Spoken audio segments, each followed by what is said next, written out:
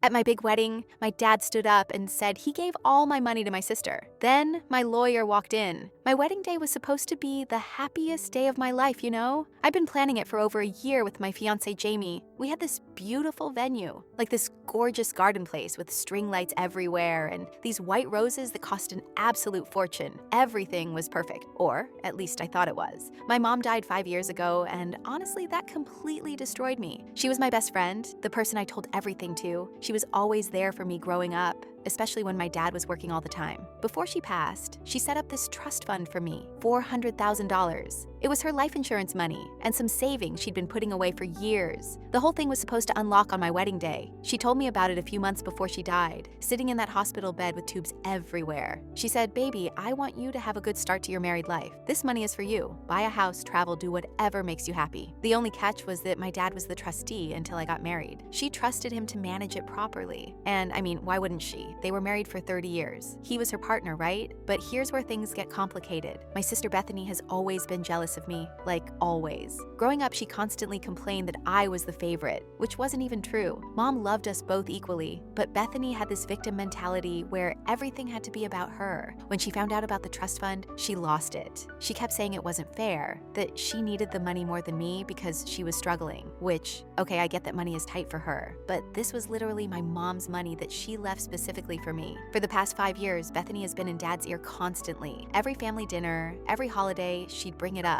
Why does she get all that money when I'm barely making rent? Or I have real problems, she's doing fine with her fancy job. It was exhausting, and Dad would just kind of nod along, never really taking sides, which honestly made it worse. So anyway, fast forward to my wedding day. Everything was going perfectly. The ceremony was beautiful. I cried. Jamie cried. Everyone cried. We said our vows, kissed, walked down the aisle. Pure magic. Then we got to the reception. That's when everything went completely sideways. We were about an hour into the reception, right after dinner, but before the first dance. People were mingling, having drinks. The vibe was amazing. Then my dad stood up at his table and tapped his glass with a fork. Everyone got quiet, thinking he was going to give a father of the bride speech. I was actually kind of excited because Dad's not usually the sentimental type, so I thought maybe he'd surprise me with something sweet. He cleared his throat, grabbed the microphone from the DJ and said, "I have an announcement to make." I smiled at Jamie, thinking this was going to be nice. Then Dad said, "As you all know, my late wife left a substantial trust fund that was supposed to go to my daughter today. After careful consideration and many discussions with both my daughters, I've decided to give that money to Bethany instead." The entire room went silent, like you could hear a pin drop.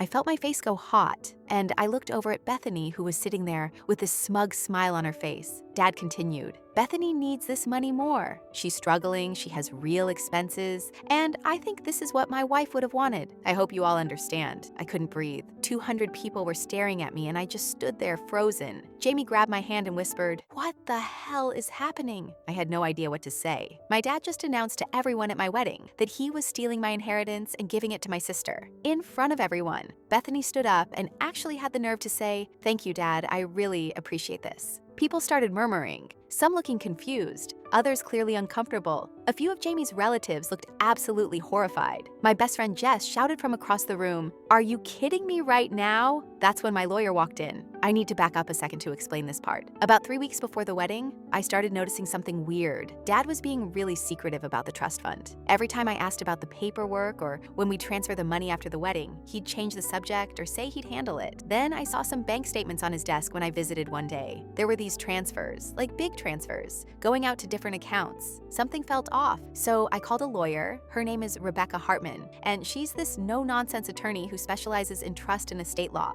I explained the situation, showed her the trust documents my mom had left, and told her about my suspicions. She looked everything over and said, "Your dad can't legally give that money to anyone else. It's explicitly designated for you in the trust. If he tries, that's fraud." We filed paperwork 3 days before the wedding to have an independent trustee appointed. Rebecca said we needed to act fast if I suspected my dad was planning something. She also arranged to have the money frozen and transferred that morning, right before the ceremony started. I didn't tell anyone because I wasn't 100% sure Dad would actually try anything. Part of me hoped I was wrong, that maybe I was just being paranoid, but clearly I wasn't. So, when Rebecca walked into that reception hall, everyone turned to look at her. She was wearing a business suit, looking completely out of place among all the wedding attire, and carrying a leather portfolio. She walked straight to the front where my dad was, standing with the microphone, still looking proud of himself. "Excuse me," Rebecca said loudly, her voice carrying across the room. "My name is Rebecca Hartman, and I'm representing the bride in a legal matter concerning the trust fund that was just mentioned." Dad's face went white, like literally all the color drained from his face. Bethany's smug smile disappeared instantly. Rebecca continued, addressing the entire room like she was in a courtroom. "Mr. Peterson attempted to commit trust fund fraud by trying to divert funds that were explicitly designated for his daughter in a legal trust document. 3 days ago, we filed an emergency petition to have him removed as trustee due to evidence of financial mismanagement and attempted fraud. As of this morning, the trust has been frozen, and all $400,000 has been transferred to an independent trustee. Mr. Peterson no longer has any access to these funds, and they will be distributed solely to the intended beneficiary as originally stated in the trust documents." The room exploded. People started talking all at once, some gasping, others looking at my dad with complete shock. My Aunt Barbara literally said out loud, "Oh my God, David, what did you do?" Dad just stood there, mouth open, microphone hanging limply in his hand. He looked at me, and I could see he was trying to figure out if I knew, if I'd planned this. I stared right back at him, and honestly, I felt this weird mix of rage and satisfaction. Bethany jumped up from her chair and started screaming at me. "You selfish bitch! How could you do this? Dad was trying to help me, and you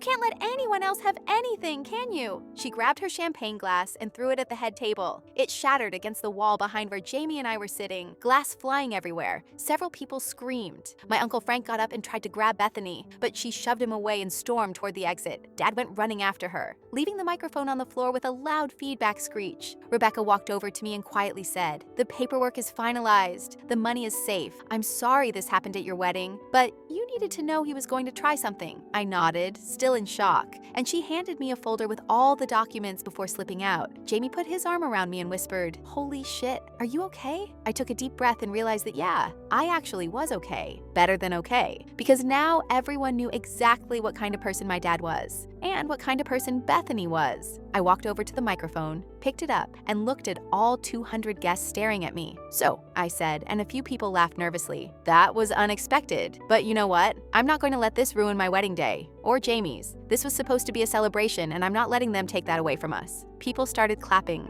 slowly at first, then louder. Jess whooped from her table. Jamie's dad stood up and raised his glass. I continued, "I want to thank everyone for being here today to celebrate our marriage. And I especially want to thank those people who just revealed their true colors on what's supposed to be the happiest day of my life. It actually saves me the trouble of figuring out who to cut out of my life later." More applause. Some people were laughing now. The tension in the room shifted from shocked to supportive. I saw my mom's best friend Carol wiping away tears, nodding at me. "So let's keep celebrating," I said. Because honestly, I just married the love of my life. I got my inheritance back from people trying to steal it, and I have all you wonderful people here. That's a pretty good day if you ask me. The DJ started playing music again, and people gradually went back to celebrating. But it was definitely the talk of the reception. Everyone kept coming up to me asking what happened, if I was okay, if they could do anything. 3 of my dad's siblings approached me separately throughout the night. My Uncle Frank said, "Your dad's been borrowing money from me for months. He told me it was for wedding expenses, that he wanted to throw you a beautiful wedding but was short on cash. I gave him $15,000. My Aunt Barbara added, "He borrowed $12,000 from me, said the same thing, that he wanted everything to be perfect for you." My Uncle Jim, who usually stays out of family drama, pulled me aside near the end of the night. "He got $20,000 from me. Your dad told me you and Jamie were struggling financially and he wanted to help you buy a house, but he was embarrassed to say it was from him. I thought I was helping you." So my dad borrowed at least $47,000 from his own siblings under false pretenses, money he never intended to pay back because he was planning to steal my trust fund and probably use it to cover the debts and give the rest to Bethany. The rest of the reception was actually pretty great, despite everything. Jamie and I had our first dance, cut the cake, threw the bouquet. It felt good to reclaim the night. And honestly, having everyone there as witnesses to what my dad and Bethany tried to do felt like some kind of cosmic justice. But that wasn't the end of it. Not even close. The next morning, Jamie and I flew out for our honeymoon. We'd planned this amazing 2-week trip to Bali. We were sitting in the airport lounge waiting for our flight when my phone started blowing up. like constant notifications. I looked at the screen and saw I had 73 messages from Bethany. I opened them and honestly, they were unhinged. The first few were angry. You ruined everything, and how could you embarrass Dad like that? Then they got desperate. Please just give me some of the money, I'm your sister. Then they turned threatening. You're going to regret this. And, I know where you live. Jamie took my phone and blocked Bethany's number. You're not dealing with this on our honeymoon, he said. We're going to Bali, turning off our phones and actually enjoying ourselves. And we did. For 2 glorious weeks, we swam in crystal clear water, ate incredible food, got couples massages, did all the touristy things. It was perfect. I barely thought about the drama back home. We took tons of photos, including this one selfie on the beach at sunset where we looked ridiculously happy. On our last day, I decided to respond to Bethany, just once. I posted that sunset photo on Instagram with the caption, "Enjoying my inheritance money, thanks for asking." I tagged the location, added some hashtags, and then immediately put my phone on airplane mode again. When we landed back home 2 weeks later and I turned my phone back on, I had hundreds of notifications. Bethany had apparently lost her mind over that post. She commented like 40 times, each one angrier than the last, before eventually getting blocked by Instagram for harassment. She'd also sent me messages through Facebook, Twitter, even LinkedIn, all blocked now. But the real kicker was what happened while we were gone. Jamie and I live in this nice apartment building with a doorman and security. When we got home and checked our mail, there was a note from building management asking us to stop by the office. We went down and the property manager, this guy named Steven, looked uncomfortable. "So we had an incident while you were away," he said. "A woman showed up claiming to be you. She had a copy of your driver's license, said she'd lost her key, and demanded we let her into your unit." My stomach dropped. "My sister," I said. Steven nodded. "Our doorman didn't buy it. She looked similar enough that it might have worked somewhere else, but he's been here 5 years and knows you well. When he refused, she started screaming, then tried to force her way past him. We called the police, filed a report, and banned her from the property. She's not allowed within 50 feet of the building. He showed me security camera footage. Sure enough, there was Bethany at the front desk, wearing sunglasses and trying to act confident. When the doorman said no, you could see her whole demeanor change. She started yelling, pointing her finger in his face. Then she actually tried to shove past him toward the elevator. 2 security guards had to physically remove her from the building while she screamed about how I was a thief, and this was all her money. "I'm so sorry," I told Steven. He waved it off and said they deal with all kinds of stuff, but I should probably get a restraining order, which, yeah, was definitely on my to-do list now. Jamie and I went upstairs to our apartment, and thankfully, everything looked fine. Nothing had been tampered with. We unpacked, ordered takeout, and just tried to decompress from the trip and all this drama. That's when the email started. My dad had been sending emails the entire time we were gone. I had 43 unread messages from him. I sat on the couch with Jamie, and we read through them together. The first few were apologetic. "Sweetie, I'm so sorry about what happened at the wedding. I don't know what I was thinking. Can we please talk?" Then they got more defensive. "You have to understand, Bethany really needed that money. I was just trying to help her. You have a good job, you're doing fine. Can't you see where I was coming from?" Then they turned manipulative. "Your mother would be so disappointed in how you're handling this. She'd want you to help your sister. She'd want us to be a family." The later ones were just desperate. "Please respond. I miss you. Let's work this out. Family is everything." I felt sick reading them. This man raised me. He taught me how to ride a bike, helped me with my homework, walked me down the aisle just hours before trying to steal my inheritance. How do you even process that? I showed Jamie the email chain and said, "I don't know what to say to him." Jamie pulled out his laptop. "Remember those family computer you helped your dad set up last year? The one he gave to Bethany when he got a new one?" I nodded. "Before Mom died, I'd helped Dad organize a bunch of old files and transfer them to a new computer. The old one went to Bethany. I've been doing some digging," Jamie said. "He's in IT security, so he knows his way around computers. When you gave me access to that old computer to recover some of your mom's photos, I found something. I didn't want to say anything until I was sure, but now I think you need to see it." He pulled up a folder of old emails. They were between my dad and Bethany, going back 8 months. 8 months. The first email was from Bethany to Dad. "Have you thought about what we discussed? The trust fund unlocks when she gets married. That's a lot of money just sitting there." Dad's response: "I know, but it's designated for her. Your mother was very specific." Bethany: "But Mom's not here anymore, and you're the trustee. You can do whatever you want with it until it transfers. Please, Dad, I really need this. You know I'm drowning in bills." It went on like that for months. Bethany wearing Dad down, playing on his guilt. telling him how unfair it was that I got everything. Then the email shifted to planning. Bethany, if you announce it at the wedding, she can't really make a scene, not in front of everyone. She'll just have to accept it. Dad, I don't know, that feels wrong. Bethany, it's not wrong, it's practical. Look, by the time she realizes what's happening and tries to do something legal about it, we'll have already moved the money. We can invest it in Tyler's business and it'll be protected. Then, even if she sues, there's nothing to take back. Tyler, Bethany's boyfriend. I'd met him a few times, total douchebag who was always talking about his business opportunities. I kept reading. The emails got more detailed. They discussed exact amounts, how much they'd give to Tyler, how much Bethany would keep.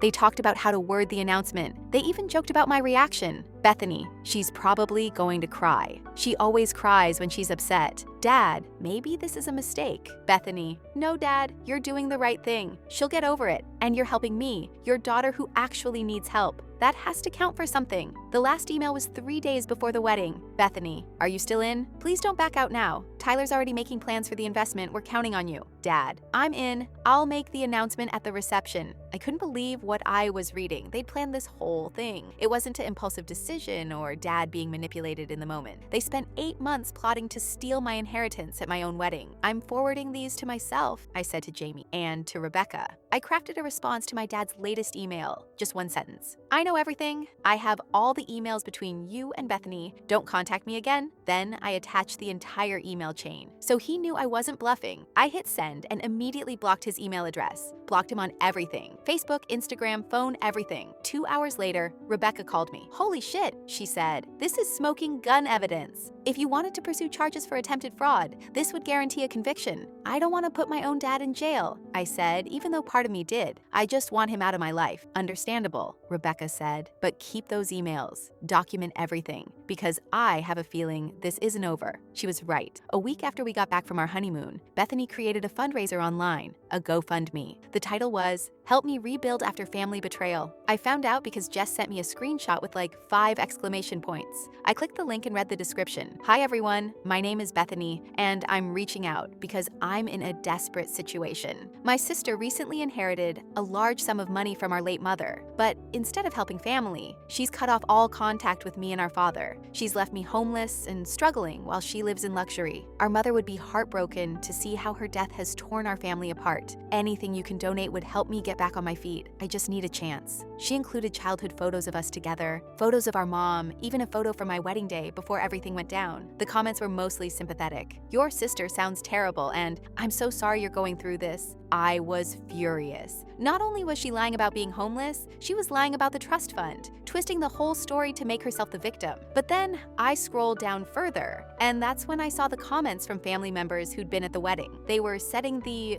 record straight. Uncle Frank, Bethany, this is completely false and you know it. Your father tried to steal money that was legally designated for your sister. I was there. We all saw what happened. Take this down immediately. Aunt Barbara, this is embarrassing. You threw a champagne glass at your sister at her own wedding. You're not homeless, you're living at your dad's house rent-free, and we have receipts showing you've been spending thousands on designer bags and clothes. Stop lying. Uncle Jim posted screenshots of Bethany's shopping hauls on Instagram, her posts from expensive restaurants, her photos with new designer purses. He captioned it, "This is what struggling looks like apparently." For anyone donating, know that this person spends more on handbags than most people spend on rent. Jess and several of my friends from the wedding also commented, telling the truth about what happened. Within hours, the fundraiser was ratioed to hell. More comments calling out Bethany than supporting her. Someone even found her social media where she posted about buying a $400 purse just 2 days before creating the fundraiser. The fundraiser was taken down within 24 hours, probably reported by multiple people for fraud. But screenshots lived forever, and they were all over Facebook. My whole extended family was sharing them, commenting, discussing what happened at my wedding. It was mortifying, but also kind of satisfying. Then my dad's sister, Aunt Nicole, called me. She's the one family member I've always been closest to, and she hadn't been at the wedding because she was overseas for work. I just heard everything, she said. Your father and I just had a very long conversation. He's a mess, but honestly, that's his own fault. I told him he needs to fix this, really fix this, not just apologize. I'm having a family dinner next week and I want you there. I'm inviting your dad too, and we're going to work this out. I hesitated. I don't know if I'm ready to see him. I understand, Nicole said gently, but he's still your father, and I think he needs to hear from you, face to face, how much he hurt you. You can bring Jamie. I'll be there as a buffer, but I think closure is important. I talked to Jamie about it, and he said he'd support whatever I decided. Part of me wanted to just cut my dad off forever and never look back, but another part of me, the part that still remembered him teaching me how to swim and taking me for ice cream after school, wanted some kind of resolution, even if it was just telling him off to his face. So I agreed to go. The dinner was at Aunt Nicole's house the following Tuesday. Jamie and I showed up together, and I could feel my heart pounding as we walked to the door. Nicole greeted us with big hugs and brought us inside. The dining room table was set for 5. Nicole, her husband Phil, me, Jamie, and my dad. Dad was already there, sitting at the table looking 10 years older than he did at my wedding. His eyes were red like he'd been crying. When I walked in, he stood up immediately. "Sweetheart," he started. "Don't," I said, holding up my hand. "Just don't." We all sat down. Tension thick enough to cut with a knife. Nicole brought out food, pot roast and mashed potatoes, comfort food. Nobody really ate much. Finally, Dad cleared his throat. "I need to apologize. I was wrong, completely wrong. I don't know what I was thinking, and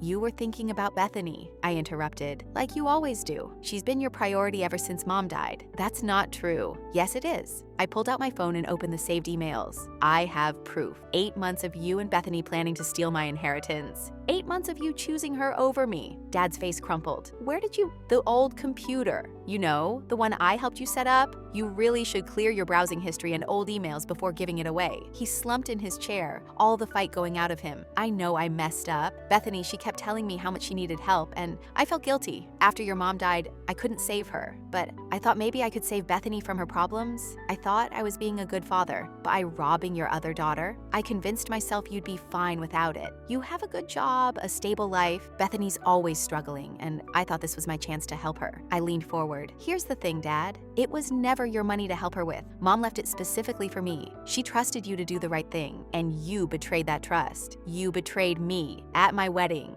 "I know." "Do you though? Because your emails with Bethany showed that you knew it was wrong, but you did it anyway. You planned it for months. That's not a mistake. That's a choice." Dad started crying, actually crying. "I miss your mother so much. She would have known what to do. She would have stopped me from making this terrible decision. Don't you dare bring Mom into this," I said, my voice shaking. "Mom made her wishes clear. She wanted me to have that money to start my married life. She wrote it in a legal document. You don't get to decide she would have wanted something different." Nicole reached over and squeezed my hand. Phil got up and got everyone water because it was getting heavy. Dad wiped his face. "You're right. I'm not asking for forgiveness because I don't deserve it. I just want you to know that I love you, and I'm so sorry." Jamie spoke up for the first time. "With all due respect, sir, sorry doesn't cut it. You humiliated your daughter in front of 200 people. You tried to steal her inheritance to fund some pyramid scheme for Bethany's boyfriend." Dad's head snapped up. "How did you know about—" "We know everything," Jamie continued. "The emails mentioned Tyler's business venture. I did some research. It's literally a pyramid scheme. He got 3 other people to invest before you were supposed to, and they've all lost their money. If you'd succeeded in stealing that trust fund, it would all be gone. Bethany would have nothing, and neither would you." Dad looked like he might throw up. "Oh God." "Yeah," I said. "So your brilliant plan to help Bethany would have screwed everyone over, including yourself." We sat in silence for a minute. Then Dad said, "I want to make this right. I know I can't undo what I did, but I want to try. I've cut Bethany off financially. She's furious with me, but I told her I'm not helping her anymore, not with money. And I've been paying back your uncles. I sold my boat to get enough money. That surprised me. Dad loved that boat. He'd had it since before I was born. I don't know if we can ever have a relationship again," I said honestly. "You broke my trust in the worst way possible. But I think for my own peace of mind, I need to tell you exactly how I feel and then move on with my life." "Okay," Dad said quietly. I took a deep breath. "You chose Bethany over me, again. You've always chosen her. When we were kids, if she wanted something I had, you'd make me give it to her because she needs it more. When I got into college, you barely congratulated me because you were too busy worrying about Bethany's grades. When Mom died, you leaned on Bethany for support and barely acknowledged that I was grieving too. And now, you tried to steal my inheritance to give to her. I'm done. I'm done being the responsible daughter who doesn't need help. I'm done being an afterthought." Dad was crying again, nodding. "I understand." "I don't think you do. But I need you to understand this. I'm moving on. Jamie and I are building a life together, and that life doesn't include people who would betray me like you did. So do the right thing. Pay back your siblings. Cut Bethany off if she's just using you. Work on yourself, but leave me out of it. I stood up, and Jamie stood with me. Nicole looked sad, but nodded in understanding. I think that's fair, she said. Dad stood up too, reaching toward me like he wanted a hug, but I stepped back. I hope someday you can forgive me. Maybe, I said, but not today, not anytime soon. Jamie and I left. In the car, I burst into tears. Not sad tears exactly, but relief tears, like I'd been holding something heavy for so long and finally put it down. You did great, Jamie said, holding my hand while driving. I'm proud of you. I just want to move on, I said. I want to forget all this happened. We will, he promised. We're going to buy our house, live our lives, and leave all this drama behind. And that's what we tried to do. Over the next few weeks, Jamie and I started seriously house hunting. We used part of my inheritance for a down payment on this beautiful 3-bedroom house in a suburb about 30 minutes from the city. It needed some work, but it had good bones and a big backyard. We put in an offer, it was accepted, and suddenly we were homeowners. We spent the next month moving, painting, buying furniture. It was exhausting, but in a good way. We were building something together, something that was ours. No drama, no family interference, just us. I stayed in touch with Aunt Nicole and some of my other relatives, but I made it clear that I didn't want to hear about my dad or Bethany. Nicole respected that, though she'd occasionally drop little updates like, "Your father is doing better," or "He's going to therapy." I'd just nod and change the subject. For 3 months, it was peaceful. We settled into our new house, got a dog, a golden retriever we named Winston, and just lived our lives. I threw myself into work, got a promotion, started taking yoga classes. Jamie renovated our basement into a home office. We had people over for dinner parties. It was normal, and normal felt incredible after all the chaos. Then, 3 months after we moved in, Bethany found us. I still don't know how she got the address. We'd been careful not to post it online, and we only gave it to people we trusted, but somehow she figured it out. It was a Saturday afternoon, mid-October. Jamie and I were in the backyard raking leaves. Winston was running around, jumping in the leaf piles and generally being adorable. I heard the doorbell ring and figured it was a package delivery. Jamie went to answer the door while I stayed outside with Winston. I heard raised voices from inside the house and immediately got a bad feeling. I ran toward the front door just as Jamie was saying, "You need to leave, now." Bethany was standing in our doorway, and she looked rough. Her hair was messy, she had dark circles under her eyes, and she was wearing a wrinkled t-shirt and jeans, not her usual polished appearance. "I need to talk to you," she said when she saw me. "Please, just give me 5 minutes." "How did you find my address?" I demanded. "That doesn't matter, please, You need to leave." I stepped forward, standing next to Jamie. "You're not welcome here. I know I messed up, okay? I know Dad and I were wrong, but you're my sister. We should be able to work this out. There's nothing to work out. You tried to steal my inheritance. You threw a glass at me at my wedding. You harassed me for months. You created a fake fundraiser lying about me. We're done." Bethany's expression shifted from pleading to angry in a heartbeat. "Fine. You want to play it like that? I came here to apologize, to try to fix things, but you're being a bitch about it. Get out," Jamie said firmly. "Or what?" Bethany took a step inside our doorway. "This is a conversation between sisters. Stay out of it." Jamie moved to block her, but Bethany shoved past him.